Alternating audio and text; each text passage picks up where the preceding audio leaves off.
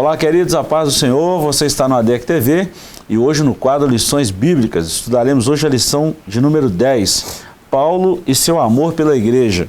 O texto áudio está na segunda carta de Paulo aos Coríntios, capítulo 5, e o versículo 14, a parte A, está escrito assim: porque o amor de Cristo nos constrange.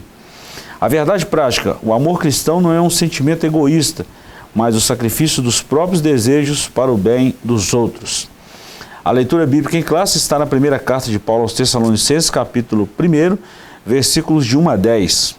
A nossa lição tem alguns objetivos. O primeiro, objetivo geral, compreender o amor pela igreja. E ainda 3 objetivos específicos. Primeiro, destacar o amor de Paulo pela igreja. Segundo, relacionar o amor com a fé na igreja.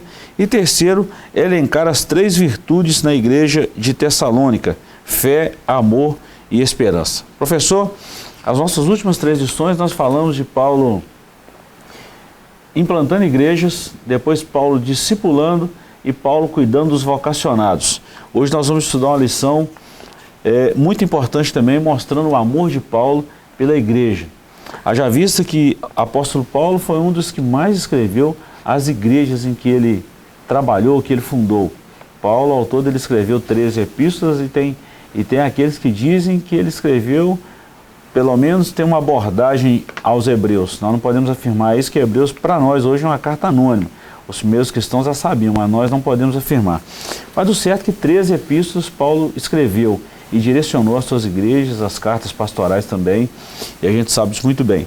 E em todas elas a gente vê Paulo com esse amor de forma muito exponencial a essas igrejas que ele havia fundado, cuidado, e agora tendo esse cuidado, vamos dizer assim, eu vou usar uma palavra, um cuidado demasiado, né, a essas igrejas. Lição muito boa, por sinal, né? Paulo, sem dúvida, é quem mais escreveu as igrejas, né? Além dessas 13, a gente sabe de outras cartas que ele escreveu que, infelizmente, a gente não tem mais, né? E, assim, ele é o que mais escreveu as igrejas e é o que mais escreveu sobre o tema dessa lição, sobre o amor, né? Todas as suas cartas, ele fala sobre isso, né? A definição mais importante que a gente tem de amor, né, está lá na carta aos Coríntios. Foi poetizada até por outros poetas, né? Foi cantada em prosa e verso por outros artistas, né, e poetas. Então, o tema dessa lição é de suma importância. E assim, a gente vê que é isso que motivou esse cuidado todo, né? A gente vê que o que motivou essas cartas todas serem escritas é o amor que Paulo tem pela igreja. Muito bom. Foi isso que levou Paulo a escrever, a cuidar, a acompanhar, a querer saber como que anda, né? E a querer suprir, nutrir, levantar, suportar, né? Tudo motivado por isso, né? Pelo amor. Na nossa lição, professor, a lição de professor, ela tem um quadro muito importante, né? Na verdade, a nossa lição é muito completa. A gente até aproveita isso para dizer aos nossos amigos, irmãos, que estão sempre com a gente, para explorar mesmo esse conteúdo da lição. Porque muitas vezes passa batido, lê só, vamos dizer assim, o comentário mesmo, e esquece dos detalhes, dos pormenores. Tem um quadro aqui interagindo com o professor, eu achei muito interessante. É encantador contemplar o amor de Paulo pela igreja de Cristo. O apóstolo nos ensina que os obreiros devem zelar, cuidar e amar a igreja. A vida e o ministério de Paulo são um antídoto contra a banalização da igreja, o corpo de Cristo. Nesse sentido, somos convidados a amar a igreja e a demonstrar esse sentimento de maneira concreta. Eu achei essa frase, esse parágrafo aqui, super importante quando Paulo está tratando diretamente com a liderança, ensinando essa liderança como cuidar da igreja do Senhor. Isso é muito importante. O pastor Elianai Cabral, né, quando faz esse comentário aí, que a vida e o ministério de Paulo são um antídoto contra a banalização da igreja, né, certamente ele está pensando no estado atual que a igreja se encontra, né? Quando ele usa um termo desse, né, banalização, há um descuidado, né, para com a igreja assim, como instituição, né?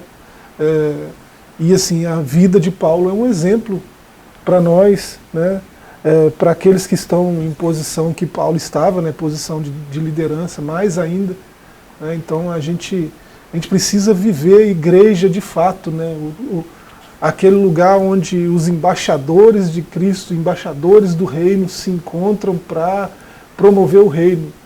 Né, então isso que é a igreja de fato. Né, e Paulo mostra isso nas suas cartas, né, e quando ele fala desse amor que ele tem, mais ainda, né, pela igreja. Verdade.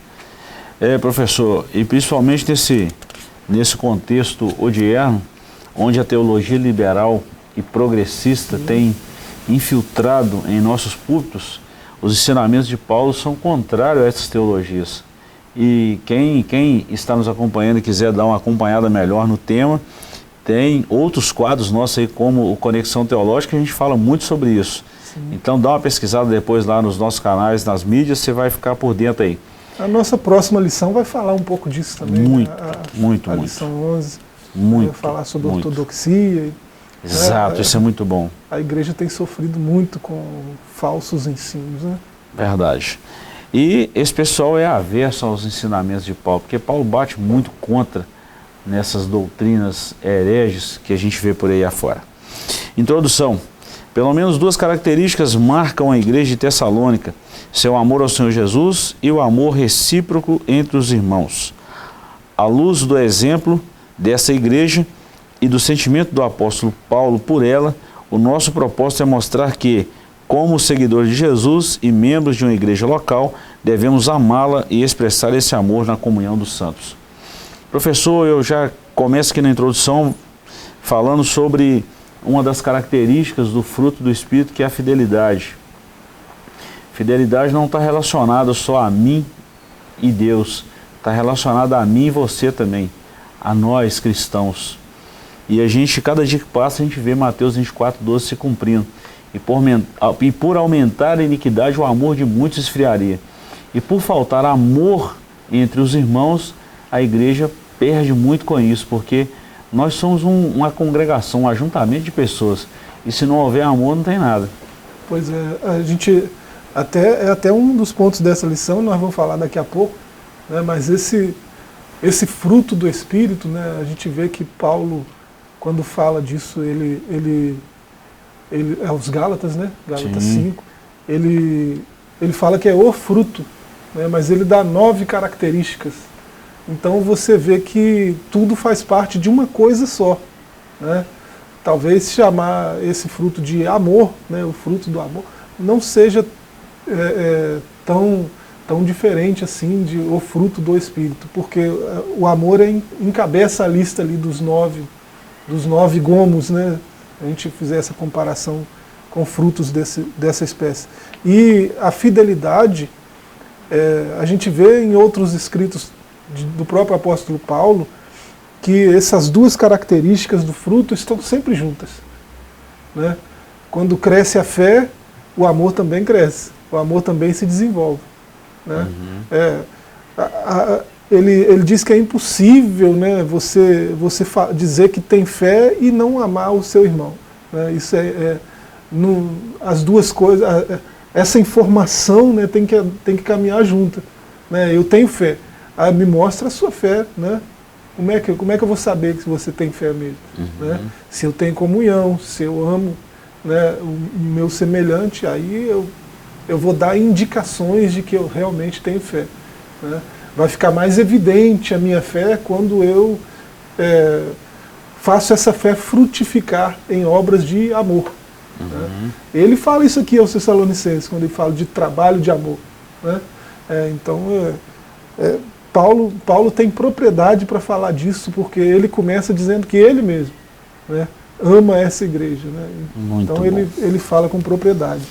E se a gente der uma lida na primeira e a segunda carta de Paulo aos Tessalonicenses, nós vamos ver aí a riqueza de assuntos que Paulo tratou a essa igreja.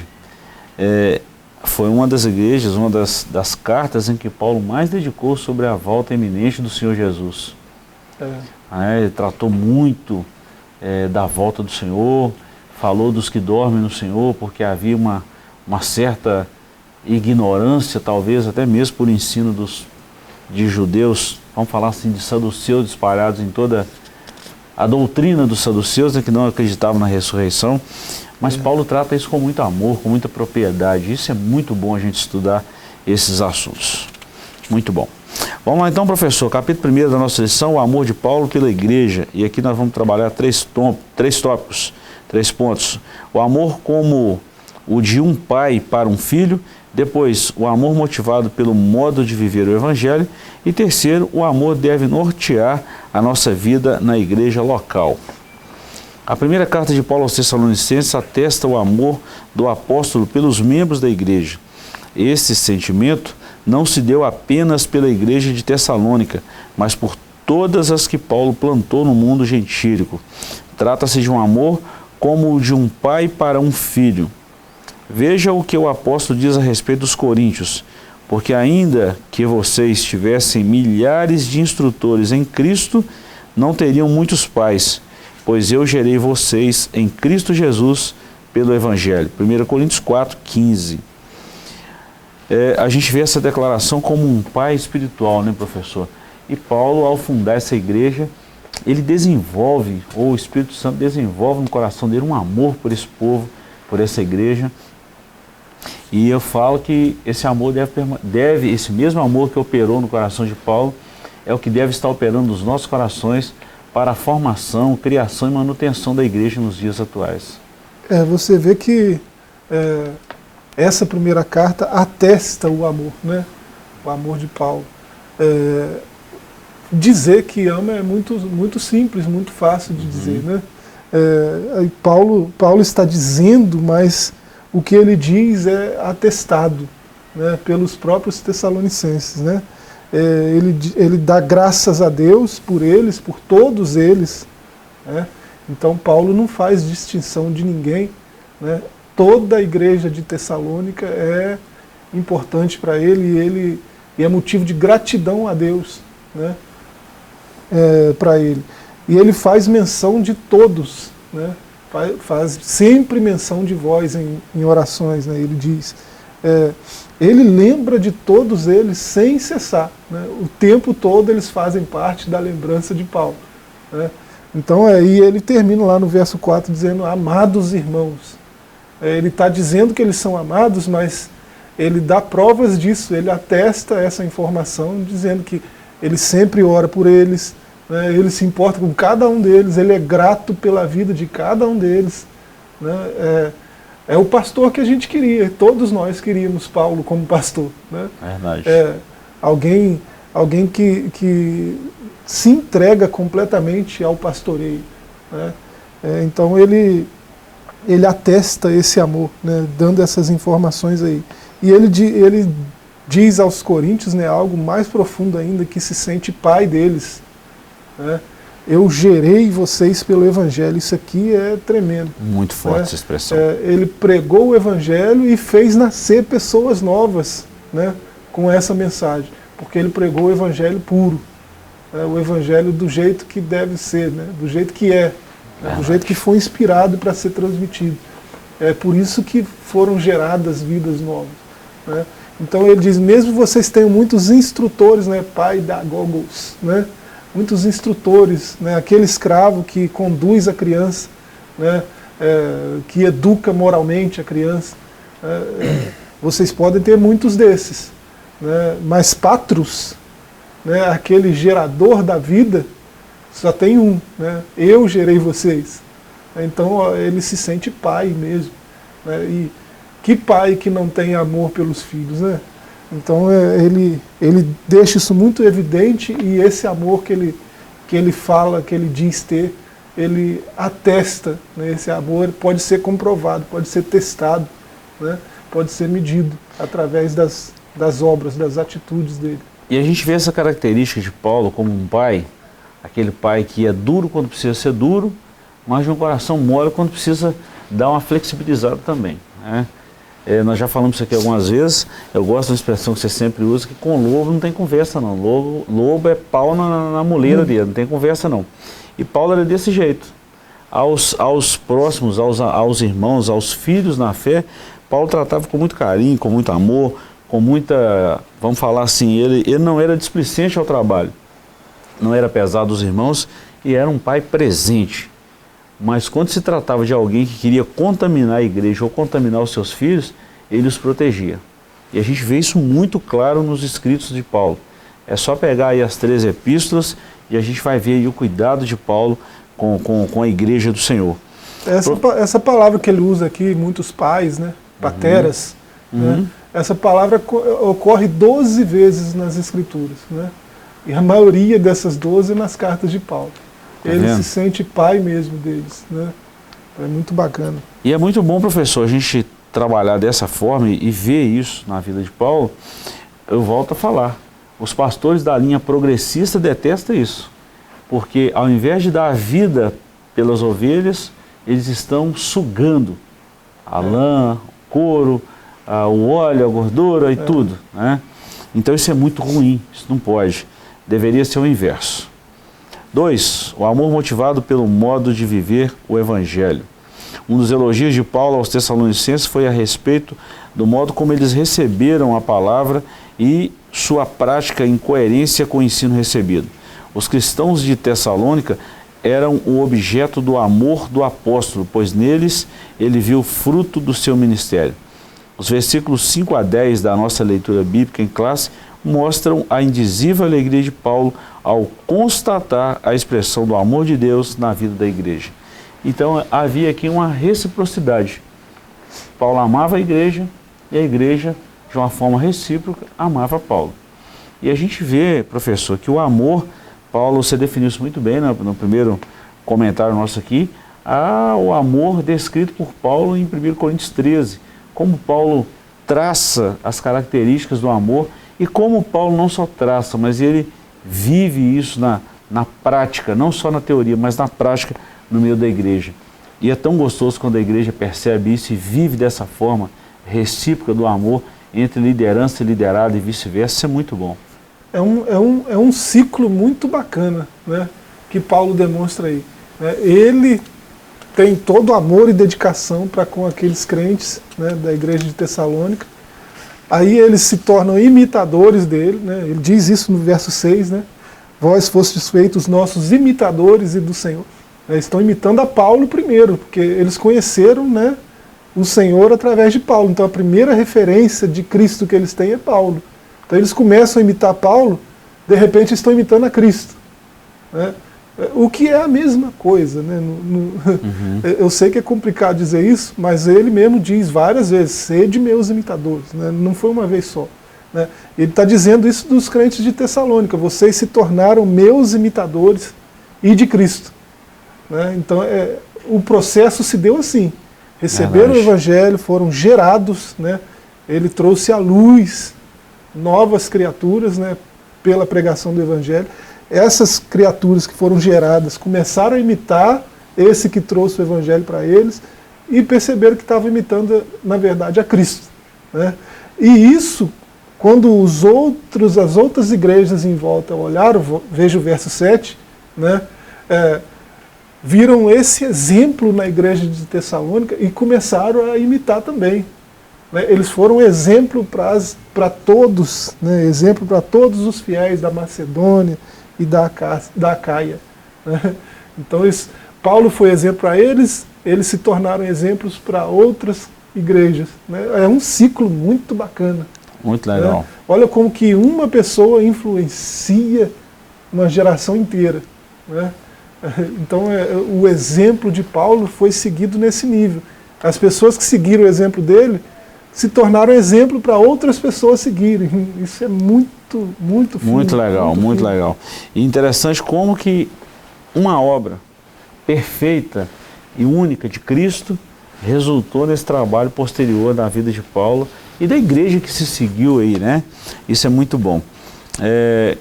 A gente vê, professor, a motivação da igreja, ou eu não vou falar motivação, né? Nós já falamos sobre isso em lições passadas. Mas o entusiasmo da liderança em ensinar a igreja em aprender esse ensinamento do seu liderado que recebe de Cristo. Então, quando há essa sinergia, o resultado disso aí é fantástico. Quando você sabe que alguém aprendeu algo que você ensinou, né? Quando você vê a pessoa praticando aquilo. Muito bom. Muito bom. Se eu pratico, quer dizer que eu aprendi. Né?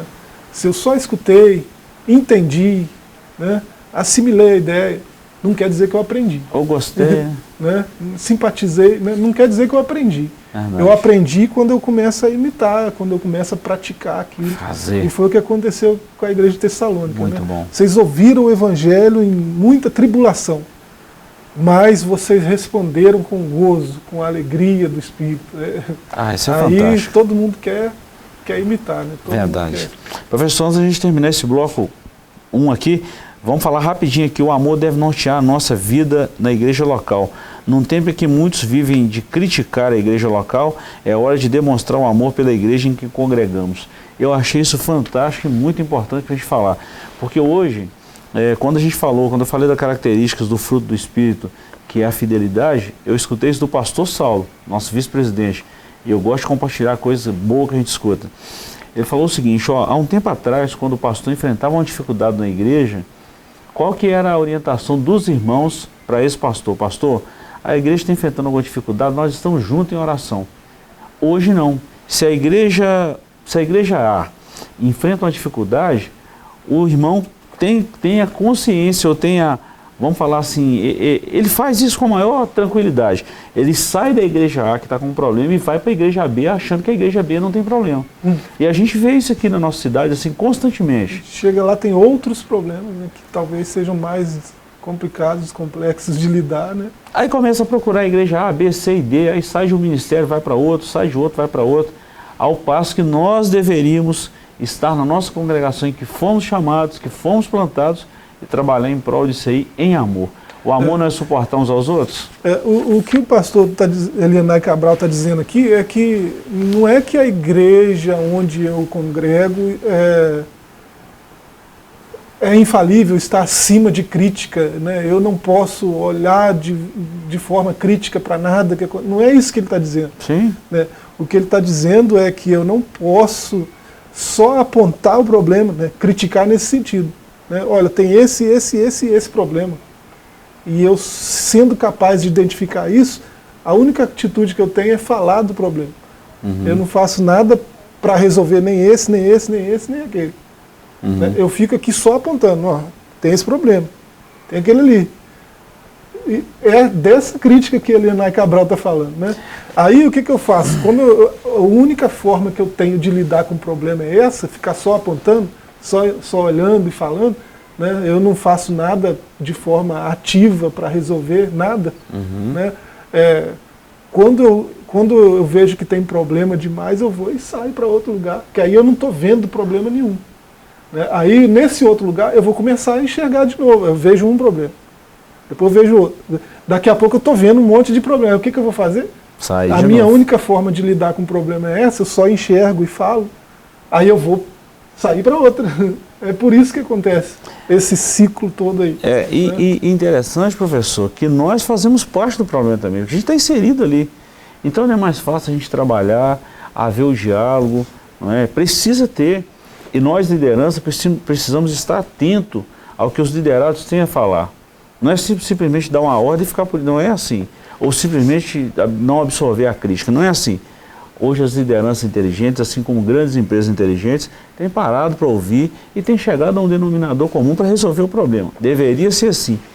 Tudo com excelência e por amor. É o que a nossa lição diz. O feedback é um passo inicial para a resolução, né, dos problemas. Mas, assim, aquele que enxergou o problema, eu creio assim, se eu enxerguei um problema na minha comunidade, eu sendo corpo, parte do corpo, né, se eu enxerguei é porque eu preciso fazer algo para resolver. Né? E geralmente a gente tem alguma coisa para ajudar, né? Deus me fez ver para que eu tome uma atitude concreta em direção à resolução daquilo. Exato. Né? Eu não posso ficar só olhando e falando, nossa, que problemão. Como é que o pastor Gilberto vai resolver esse problema aqui na ADEC Central? Nossa, que problema, coitado do pastor. Não, eu tenho que chegar e, pastor, eu estou identificando esse problema. Será que se fizesse assim, assim, assado? Eu não posso assim, assim, assado, talvez eu te ajude nisso e nisso. Né? É uma postura correta diante da... Vamos e convenhamos também, né, professor? Muitas pessoas que saíram da igreja A e foram para a igreja B, identificaram o problema, deram feedback e não foram ouvidas. Aí a gente tem essas questões também que a gente não pode ser omisso a essas informações. A pessoa está aqui, vê um problema, fala do problema, traz uma solução e aí a liderança em alguns momentos simplesmente ignora. Aí também é um descaso, é uma displicência que precisa ser tratada, né? Com amor, mas precisa ser resolvido. A negligência não é uma forma de resolver. Não é. Nós vamos para um breve intervalo, voltamos já já. Você percebeu que o assunto deu uma calorada quando a gente fala de amor, de convivência, e é isso mesmo. Próximo bloco nós vamos tratar de mais assuntos, então não saia daí, voltamos já já.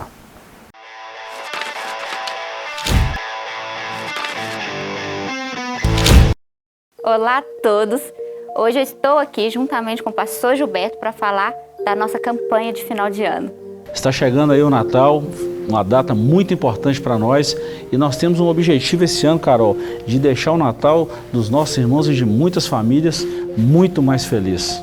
Nós estamos com o objetivo de arrecadar, angariar 150 cestas para o Natal desse ano. Isso mesmo, Carol. Geralmente a gente ajuda média de 40 a 45 famílias. Nós queremos ampliar esse ano com 150 cestas e nós contamos com a ajuda do pessoal, né? Com a ajuda de vocês, vamos empacotar amor, vamos abençoar essas famílias, lembrando que essas cestas de Natal, elas são um pouco mais recheadas, porque, pastor? É Natal, uma data importante, a gente sempre faz isso com muito carinho. Vamos lá, vamos ajudar. Vai aparecer algumas contas aí no seu vídeo, faça a sua doação e venha com a gente nesse momento gostoso que nós estamos vivendo. Lembrando que é qualquer valor, você já está abençoando essas famílias e que Deus os abençoe poderosamente e vamos transformar o nosso amor em ação.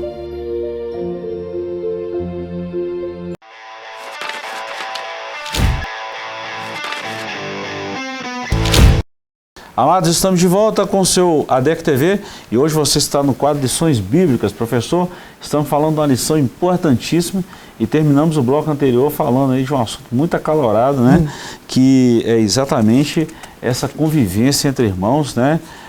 Desse fato de o amor deve nortear a vida na igreja local. Professor, e a gente começa aqui o capítulo 2, Amor e Fé na Igreja. Esse ingrediente não pode faltar do nosso dia a dia, do nosso contexto igreja. A gente precisa ter esse amor para lidar com situações. Tem pessoas de todos os comportamentos, de todos os temperamentos na igreja. E a gente precisa saber lidar com isso. A liderança precisa estar muito atento. E se não for por amor, se não tiver o amor, não resolve nada.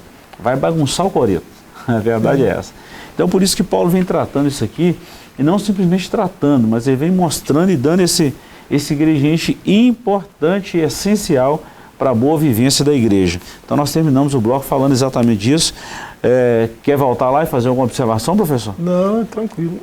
Acho que foi muito bem explicado, não foi? Dá para debater 1 hora esse assunto, mas a gente nem tem tempo, né? Pois é. Vamos lá então, amor e fé na igreja. Amor, uma palavra proeminente nas cartas de Paulo. No ensino de Paulo, Deus manifestou seu amor salvífico por meio de seu Filho Jesus Cristo. O apóstolo mostra que a expressão suprema desse amor é a crucificação de Jesus no Calvário. Seu doloroso sacrifício... O apóstolo mostra que a expressão suprema desse amor é a crucificação de Jesus no Calvário, seu doloroso sacrifício.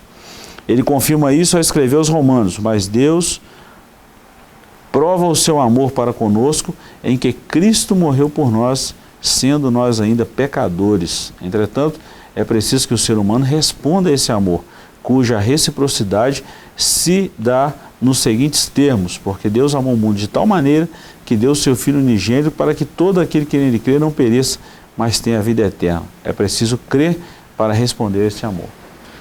É o ponto de partida, professor. Ouvir o Evangelho, precisa crer para ter essa reciprocidade em resposta a esse amor divino. É o que Paulo sempre pregou, o que Jesus pregou, e é o que a igreja deveria pregar. Pregamos, mas deveria pregar mais. Esse tema a gente já falou isso aqui, né? A proeminência desse tema nas cartas de Paulo, né? E assim, deveria ter essa mesma proeminência, né, nos nossos discursos e nas nossas atitudes, né? A gente deve imitar Paulo nesse sentido. E assim, a gente já falou aqui, né, ele mostra a importância, né, e a relação que o amor tem com a fé, né, ao mostrar, ao trazer a sua mensagem central. Ele já disse que a mensagem dele é essa, né, Cristo crucificado. Verdade. E ele fala assim, a cruz, olha para a cruz, essa é a prova do amor de Deus, né? Ele fala lá aos Romanos 5. Ele fala em Romanos 13, né, que quem ama cumpre toda a lei. Então, olha a importância que essa palavrinha, né, tão deturpada, tão negligenciada, o seu real sentido, né, hoje em dia, né, o poeta fala, mas não entende o que está falando, né? O filósofo, a mesma coisa, né? O amor é uma questão de atitude, né? Não estou dizendo que o amor é só atitude, né? Às vezes a gente tende a olhar lá para 1 Coríntios 13, por exemplo, e achar que é só atitude. Não, aquelas atitudes são patológicas, né? São movidas por sentimento, né? Algo aqui dentro acontece que motiva aquelas atitudes.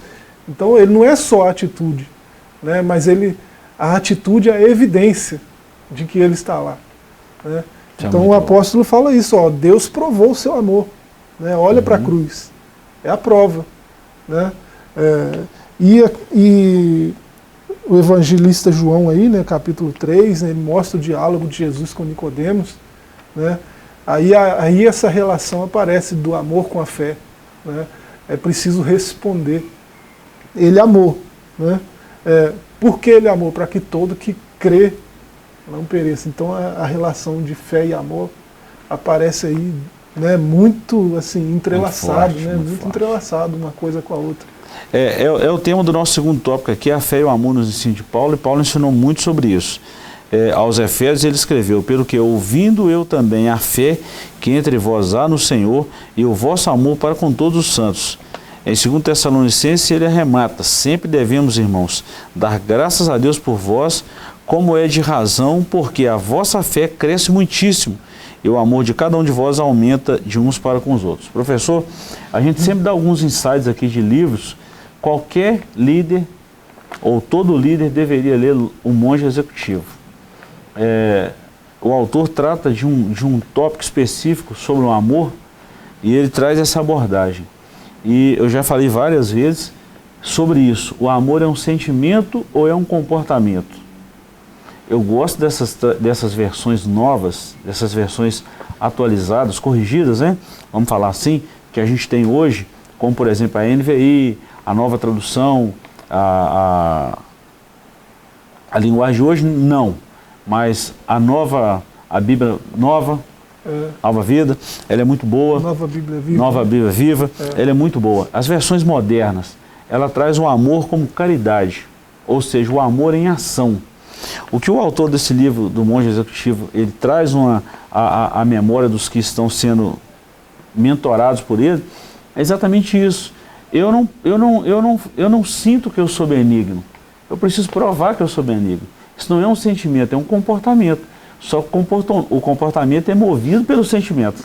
Sim. Então eu preciso falar que eu te amo, mas quando você enfrentar uma necessidade, eu preciso estar com a minha mão estendida.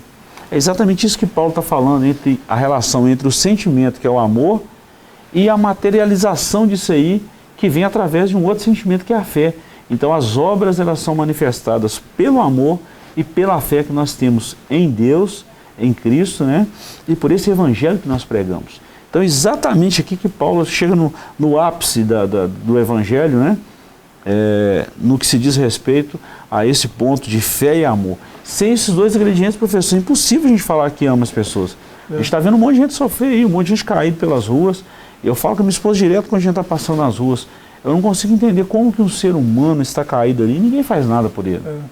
E Paulo está replicando aqui um ensino que é de Jesus mesmo. Né? Exato. Ele diz, como vocês dizem que amam a Deus, que não veem, né? Se vocês não amam seu irmão que vocês veem, né? Então, como que eu provo, né, o que eu amo de fato? Como que eu provo que eu sou cristão de fato? né? Se eu sou cristão, eu ajo como Cristo agiria.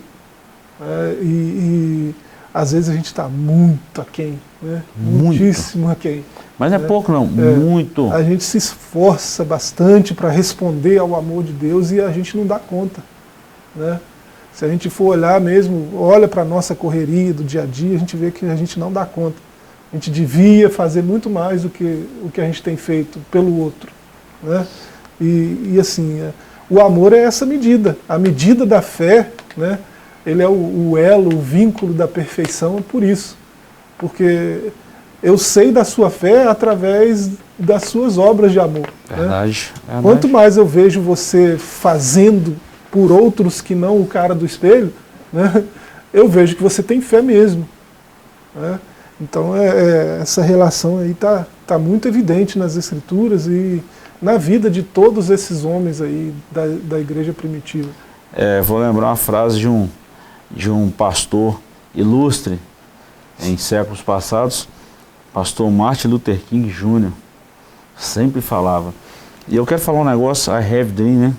Eu tenho um sonho, ele vivia em função dos outros. Interessante, professor, que eu estava estudando esses dias agora, praticamente 70% dos 10 mandamentos, né, que está embasado em amor também, não é só lei, a gente precisa falar disso, tem muita gente que pensa que a lei é dura, é seca, mas a lei é exatamente para parametrizar, para direcionar, para guiar, né? E a Bíblia é clara nisso. Mas 70% dos 10 mandamentos não diz respeito a mim, diz respeito a mim, a você, ao outro, diz respeito ao próximo. Não roubarás, não adulterarás, não dirás falso testemunho, não cobiçarás e por aí vai. E os outros 30 é horizontal, né? Não é? Então o meu relacionamento com Deus, vertical. Nosso relacionamento com Deus é imprescindível, isso não pode falhar, mas o meu relacionamento com você, com o próximo aqui, ele é tão essencial quanto o nosso relacionamento com Deus. Eu não estou falando que esse relacionamento meu e você pode superar o de Deus, não é isso. Mas se eu falo que tem um relacionamento com Deus e não tem um relacionamento com o meu próximo, eu não me relaciono com Deus. Até porque Deus não aceita, né? Deus não aceita culto, Deus não aceita oferta de quem não se relaciona bem com os seus iguais. Está escrito isso, né? A gente pode citar as dezenas de textos aí, mas eu acho que todos que nos assistem, né, a maioria aqui é de gente que frequenta a escola dominical, já sabe disso, né? Se eu estou com a minha oferta ali e eu lembro que magoei alguém, né, eu retenho a oferta, vou lá, reconcilio, ou libera perdão, ou, né, depois que resolveu a situação, aí eu venho e trago a oferta. Por que eu tenho que fazer isso? Porque ele não vai aceitar se eu ofertar para ele estando mal com o outro que é igual a mim, né, em dignidade, né? Então o próprio Deus não aceita. Então a fé só cresce na medida que o amor se desenvolve. Muito bom. 2 Tessalonicenses 1:3, né? Como a fé de vocês cresce muitíssimo e o amor de cada um pelo outro aumenta. Muito né? bom. Então a minha fé só vai se desenvolver à medida que o meu amor aumentar, né? Quanto Muito mais bom. eu me doar, quanto mais eu fizer pelo outro, quanto mais eu enxergar o outro, né, em detrimento. Tem gente que só olha para si, né, só olha para o próprio umbigo. Né, as suas preocupações estão sempre relacionadas com o cara do espelho. Né? Quanto mais eu viro esse olhar para outra pessoa, que não eu mesmo, né, aí o meu amor vai se desenvolvendo, vai aumentando pelo outro, né, e eu vou fazendo mais pelo outro, e aí minha fé também cresce, minha fé também aumenta. E olha que legal, que isso vai irradiando as pessoas que estão à nossa volta, tá? Isso contagiante, né? Não é? Isso vai contagiando, isso é muito bom. Professor, nós já falamos aqui do ponto 2 e quase que no piloto automático aí já entramos no ponto 3, que é a dimensão prática do amor. Já falamos muito sobre isso. Nosso tempo está no fim daqui. Deixa eu só dar uma corrida aqui no capítulo 3 aqui, as virtudes na igreja de Tessalônica, fé, amor e esperança, que são as virtudes teologais. Falamos muito disso também no nosso quadro aí do Conexão Teológica. Tem uma série aí no Conexão Teológica que nós falamos das 3 virtudes teologais, uma por uma. Muito das detalhado. 4 virtudes cardeais, uma por uma. Muito bom. Então, quem quiser entender melhor, vai lá na DEC TV. Não é? Olha bem, professor, dessas virtudes aqui, nós vamos só dar uma pincelada aqui rápido, né? Fé, amor e esperança, que são essas 3 virtudes. E aos irmãos, eu fecho aqui falando o seguinte, já falamos da fé, já falamos do amor, e a esperança do Evangelho. Olha bem, a nossa bendita esperança é a paciência com que nós vivemos. Paulo falou isso aos Tessalonicenses, para nós aguardarmos com esperança, com paciência, a manifestação de nosso Senhor Jesus. Que é uma esperança melhor do que essa, professor, para nós cristãos. E eu acho interessante que tanto essa esperança quanto essa fé e esse amor, o primeiro lugar onde elas são manifestas é na igreja local. Né? Não é? A primeira oportunidade que eu tenho de exercitar essas virtudes, né, teologais, são teologais porque, né, de teo, né, logos, né, a origem, o motivo, o objeto primário e imediato é Deus. Né? Deus infunde, né, essas virtudes naqueles que andam com Ele. Né? Então, se você é cristão, você está desenvolvendo em algum nível, né, não sei em que estágio você está, né, mas está desenvolvendo em algum nível essas virtudes, fé, esperança e amor. Deus infunde isso, né, naqueles que passam a andar com Ele. Né? Então, por isso são teologais. Né? E assim, a primeira oportunidade que eu tenho de manifestar fé, esperança e amor é na minha casa. Né? Então, meus familiares, né, a minha comunidade de fé, aonde que eu congrego. Né? É ali que eu tenho que exercitar a fé, esperança, amor. Né? Se as coisas estão ficando complicadas ali onde eu congrego, né, eu estou tendo muito mais oportunidades de manifestar fé, esperança e amor. Por que eu vou sair e ir para outro lugar mais confortável? Né? Não faz sentido, né? Pessoal, nós chegamos ao final do nosso quadro de hoje. Professor, muito obrigado. A aula foi uma aula sensacional. Eu acredito que nós contribuímos muito para o crescimento espiritual nosso, né, professor? Quando a gente fala, a gente está estudando também, mas também de você que nos acompanha sempre. Até o nosso próximo encontro, se Deus permitir. Forte abraço e até lá.